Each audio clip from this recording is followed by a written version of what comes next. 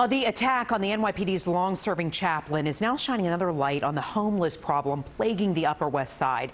Many of the city's homeless population were relocated there during the pandemic, and now some residents are wondering when they will be moved back into shelters. News 4's Myles Miller live on the Upper West Side with his story. Myles. That's right, and the folks who were moved here for their own safety because of the coronavirus pandemic, to get them out of situations in which there would be overcrowding in shelters.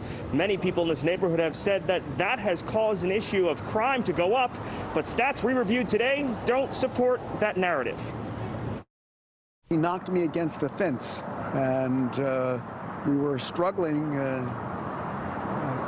at the fence. The NYPD's chief chaplain, Rabbi Cass, now among the chorus of Upper West Siders who say they don't feel safe in their neighborhood. The 54-year veteran of the department, who is 84 years old, was attacked on his early morning run by 39-year-old Rafael Diaz, who police say is homeless. You can't walk around because you're scared. People don't want to come outside, and you're alone by yourself. And when you see somebody, you don't know who it is. Some in this neighborhood attribute crimes like this to an influx of homeless residents on the Upper West Side streets. People need a place to go. We were just incredibly surprised and shocked to hear this very vocal discontent. CORRINE Lowe lives on the Upper West Side.